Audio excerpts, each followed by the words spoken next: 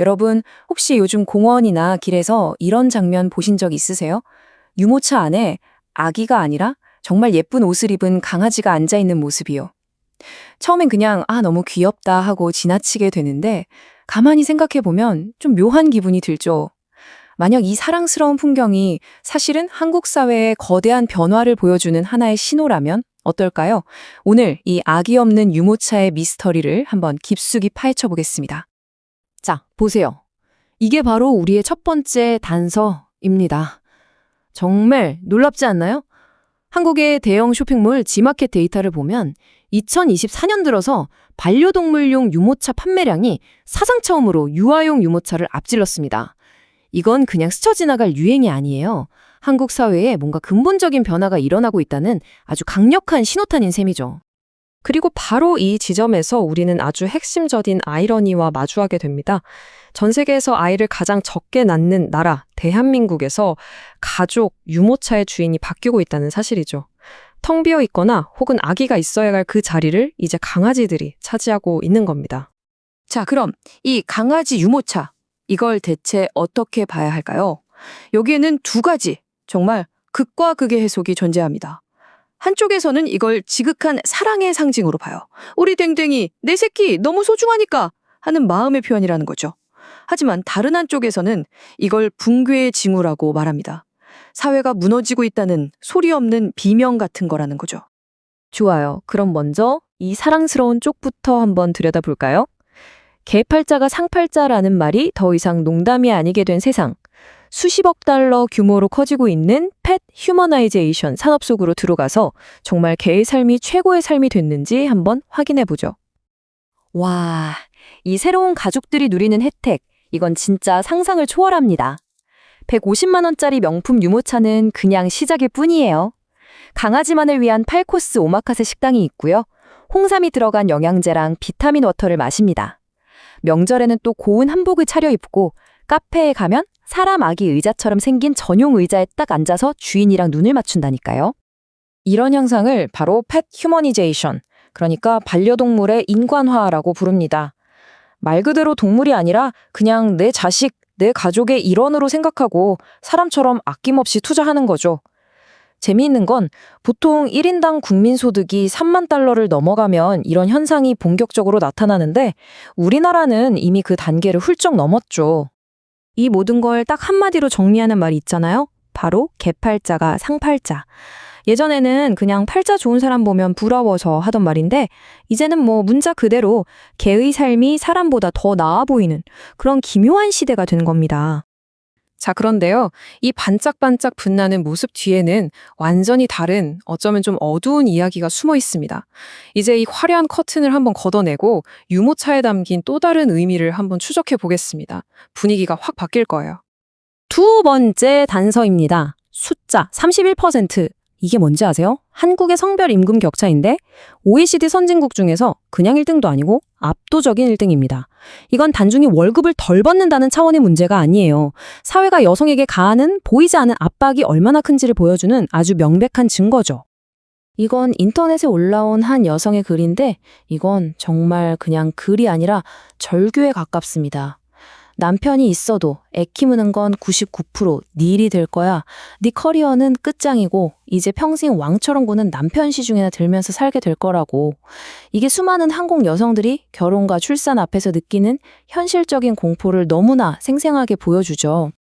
그러니까 많은 여성들에게 엄마가 된다는 건 거의 불가능한 미션에 가까운 겁니다. 직장 일도 해야지, 집에 오면 집안일에 애까지 봐야지. 이걸 이중부담이라고 하죠. 그러면서도 가족을 위해선 당연히 네가 경력을 포기해야 한다는 압박을 받고요. 아이의 살벌한 교육 경쟁은 또 온전히 엄마 몫이죠. 거기에 까다로운 시부모님 평생 모셔야 하고 애 낳아도 완벽한 외모를 유지해야 한다는 시선까지 숨이 막힐 지경이죠. 이런 엄청난 압박에 그냥 당하고만 있을 수는 없겠죠. 그래서 등장한 게 바로 조직적인 저항입니다. 아이 대신 강아지를 선택하는 게 이제 단순한 개인의 취향이 아니라 하나의 정치적인 선언이 되는 순간이죠. 이 사건의 동기가 뭔지 한번 살펴보겠습니다. 그 중심에 바로 4.2 운동이 있습니다. 2019년쯤 한국에서 시작된 페미니즘 운동인데요. 가부장적인 사회가 여성에게 강요하는 역할들을 전면적으로 거부하는 움직임입니다. 여기서 사비는 네 가지 비, 즉 노를 뜻해요. 네 가지 안 한다는 건데 들어보시면 정말 단호합니다. 첫째, 비혼, 남성과 결혼하지 않는다. 둘째, 비출산, 아이를 낳지 않는다. 셋째, 비연애, 남성과 연애하지 않는다. 그리고 넷째, 비섹스, 남성과 성관계하지 않는다. 이건 뭐 가부장제라는 사회 시스템 자체에 대한 총파업 선언이나 다름없는 거죠. 이런 움직임이 갑자기 하늘에서 뚝 떨어진 건 아니에요. 2016년에 과도한 외모 기준을 거부했던 탈코르셋 운동이 있었고 2017년에는 사회 전반의 성폭력을 폭로한 미투 운동이 한국을 휩쓸었죠. 이렇게 수년간 쌓여온 여성들의 분노와 좌절이 응축돼서 2019년 서비운동으로 터져 나온 겁니다. 자, 이제 이 모든 현상들이 합쳐져서 만들어낸 결과. 어쩌면 이 이야기의 가장 무서운 부분일 수도 있겠네요. 국가적인 비상 상태를 보여주는 아주 차가운 숫자들을 마주할 시간입니다. 숫자는 거짓말을 하지 않으니까요. 0.22, 2023년 대한민국의 합계 출산율입니다. 이건 정말 인류 역사상 어떤 나라도 가보지 못한 숫자예요. 전 세계에서 압도적으로 가장 낮은 수치. 이 숫자 하나가 지금 한국이 처한 위기를 남김없이 보여주고 있습니다.